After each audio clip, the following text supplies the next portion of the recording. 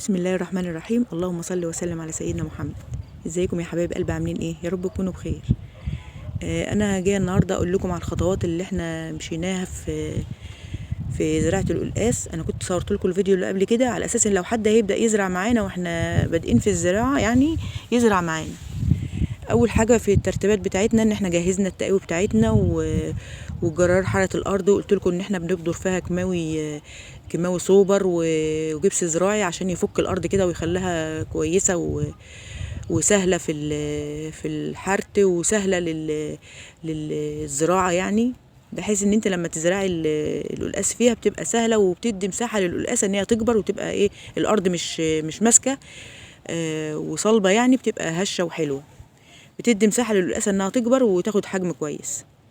فطبعا احنا بعد ما جبنا التقاوي بتاعتنا وحرتنا الارض بدأنا ان احنا ننضف القلقاس، لان كنت وريته لكم ان هو كان كله طين، ودي كانت غلطه منا ان احنا قلعنا القلقاس وهو كان لسه مروي. فبصراحه خد منا مجهود جامد يعني على ما نضفناه. احنا نضفناه اهو، بس انا سبت كام واحده كده هوريها لكم احنا بنعمل فيه ايه.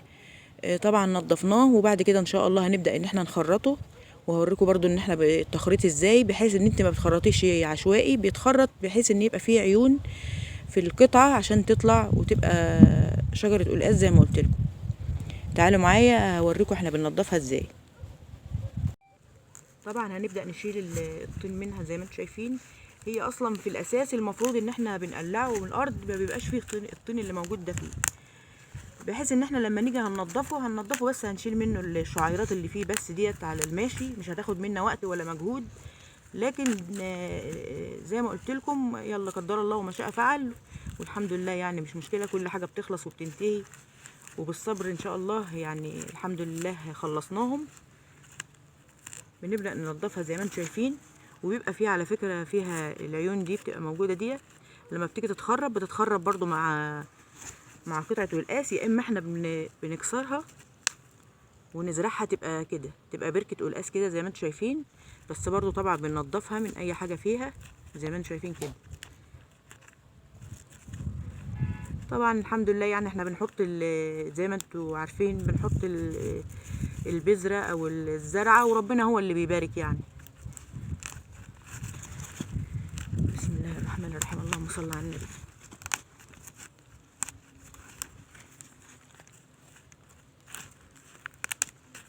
عايزه اقول لكم ان القطعه اللي موجوده دي القطعه اللي كنا زارعينها، اللي هي طلعت بها راس القلقاس دي، يعني ديت القطعه اللي احنا كنا قاطعينها ايام ما كنا هنزرع القلقاس ده. كانت القطعه دي بتبقى موجوده تحت في القلقاسه من تحت، والقلقاسه بتطلع من خلالها. طبعا وانت بتنضفي بالسكينه براحتك، عشان العيون اللي موجوده فيها ديت لبوظ، فمش هينفع طبعا ان هي تنزرع لو انت قطعتيها. طبعا لما بتيجي تقطعيها بتقطعي القطعه، بتقطعيها بحيث ان يبقى فيها عين واتنين، عشان لو العين دي ما طلعتش العين دي تطلع، ونبقى ما خسرناش القطعه اللي زرعناها ويبقى مكانها فاضي. احنا كده اهو خلصنا، شايفين؟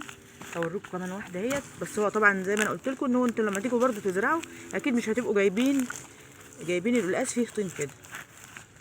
يعني انت ممكن اول مره، لو انت اول مره هتزرعي بتشتري التقاوي، بس بعد كده لما بتزرعي بتشيلي التقاوي من اللي انت زرعتيه، يعني هتشيلي التقاوي بتاعت السنه اللي بعدها من عندك، مش هتغرمي ان انت تروحي تشتري تقاوي من معاكي تاني.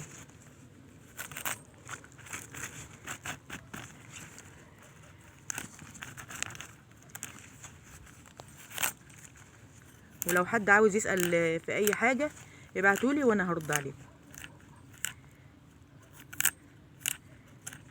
مش شرط يعني يكون عندك مساحه كبيره عشان تزرعيها، ممكن لو انت عندك مثلا يعني نص قيراط، 5 6 اصاب زي ما بيقولوا، يعني بالمقاس بتاع القراريط، ممكن تزرعيهم.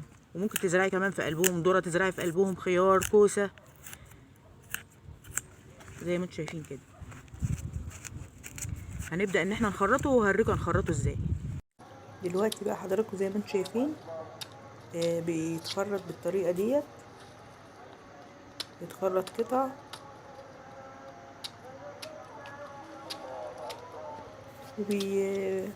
بيعبوه في شكاير ويشيلوه عشان يبقوا يوزعوه في الارض ويزرعوه زي ما حضراتكم شايفين كده.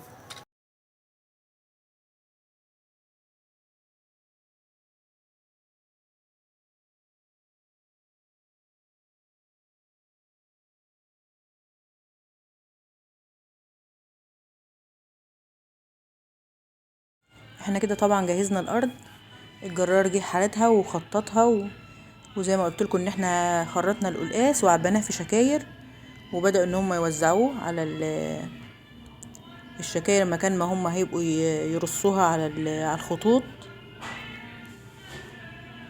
زي ما انتم شايفين الخطوط قدامكم اهيت،